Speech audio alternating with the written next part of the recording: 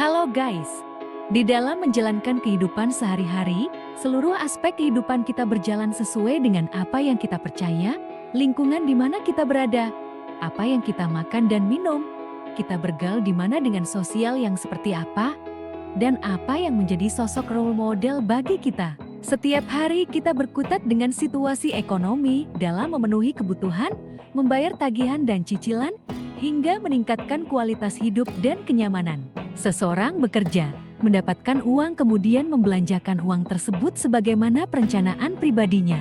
Di dalam menjalankan kehidupan, bekerja untuk mendapatkan uang. Mimin terkesima dengan kisah keluarga dalam berinvestasi untuk mendapatkan uang. Berikut kisahnya, sebuah keluarga terdiri ayah, ibu, dan anak hidup bahagia dalam sebuah rumah.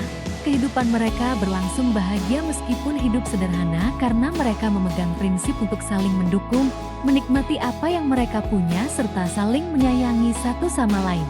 Sang ayah bekerja siang dan malam di sebuah kantor di kota Medan sambil mengerjakan pekerjaan serabutan untuk membiayai kehidupan serta cicilan rumah yang ditempati. Ibu bekerja mengurus rumah tangga dan sang anak bersekolah di salah satu sekolah menengah pertama di kota itu. Sebenarnya sang ayah mewarisi rumah di kampung orang tuanya. Namun sang ayah tetap berniat bekerja di kota Medan dengan alasan dia tetap bisa bekerja kantoran dan serabutan. Di tahun ke-8 rumah tersebut pun lunas, kemudian budget biaya cicilan yang selama ini digunakan untuk membayar cicilan tidak diganggu, melainkan untuk merenovasi rumah agar tampak cantik dan mewah sedikit demi sedikit dari sebelumnya. Lalu beberapa tahun kemudian rumah tersebut dijual, dikarenakan lokasinya yang bagus dan strategis di perkotaan. Rumah tersebut kemudian laku sebesar 800 juta rupiah di tahun itu. Kemudian mereka pun pindah ke daerah Binjai dengan membeli rumah seharga 500 juta rupiah.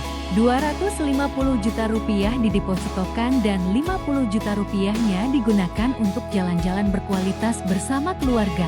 Sisanya digunakan sang istri untuk membeli sebuah mesin jahit agar istrinya bisa bekerja di rumah sambil mengurus rumah tangga. Sang suami tetap bekerja di kantoran seperti biasa di daerah yang baru. Dikarenakan gaji yang terbatas, suami pun tetap mengerjakan pekerjaan serabutan meskipun kadang pulang lembur, tapi mereka tetap bekerja dengan baik dan menghabiskan waktu bercengkerama bersama keluarga sebelum tidur. Seperti sebelumnya, rumah yang ditempati dipercantik dengan renovasi sedikit demi sedikit meskipun sebelumnya rumahnya tersebut sudah dikategorikan termasuk rumah mewah di masa itu. Dikarenakan merupakan aset rumah dari seorang pengusaha yang terpaksa menjual rumahnya akibat bangkrut.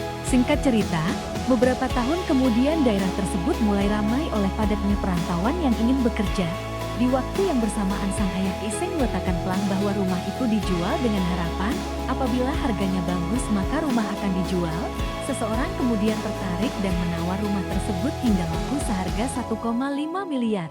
Kemudian mereka pindah dan kembali membeli rumah di sebuah daerah yang cukup sedikit penduduk di masa itu, di daerah Brastagi, daerah dingin dan perkebunan seharga 400 juta rupiah, sedangkan uang 1 miliar didepositokan dan sisa 100 juta rupiah digunakan keluarga untuk menikmati kehidupannya. Dalam kesehariannya keluarga tetap hidup dengan pola hidup sederhana, sama seperti ketika mereka awal merintis di kota Medan. Ketika daerah Brastagi semakin maju, rumahnya pun nampak menarik, hidup karena ditempati dan dirawat dengan baik, serta direnovasi agar semakin bagus dan mewah. Rumah tersebut kembali dijual dengan harga yang tinggi sebesar 2,5 miliar. Keluarga kembali pindah ke daerah terpencil lainnya, membeli sejumlah tanah di sana dengan cukup luas seharga sebesar 1 miliar. Di tahun tersebut dengan nilai tersebut tanah yang didapat sangat luas, mengingat daerah tersebut terpencil dan belum dimasuki jalan raya yang diaspal. Pertimbangan daerah tersebut ditempuh 1 jam dari kampung orang tua ayah.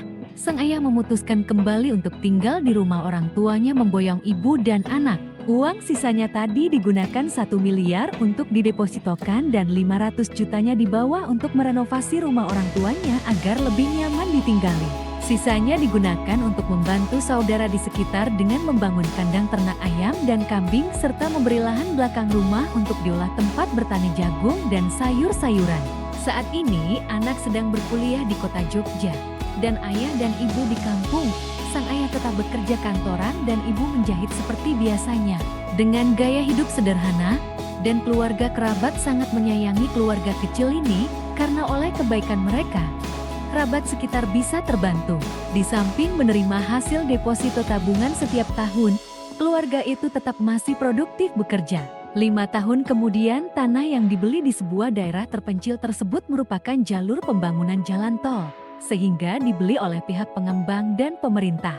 Tanah itu pun laku dan dijual dengan nominal fantastis sebesar 50 miliar rupiah. Uang itu pun digunakan untuk deposito sebagai tabungan hari tua, mengembangkan area kebun dan peternakan yang dikelola kerabatnya, membangun rumah ibadah di kampungnya dan untuk masa depan anaknya. Namun keluarga tetap mempertahankan pola hidup sederhana mereka. Cerita ini sungguh membahagiakan dan menginspirasi kita semua, di mana seseorang yang membiasakan hidup dengan sederhana maka dirinya akan lebih bahagia dan tidak membebankan keuangannya, sehingga ketika ada rezeki yang lebih dapat diarahkan ke tempat yang lebih bermanfaat di kemudian hari. Di dalam cerita ini pula mengajarkan kita menabung dan berinvestasi dengan menambah aset. Untuk mendapatkan yang terbaik terkadang kita harus bersakit-sakit dahulu hingga nantinya bisa bersenang-senang kemudian.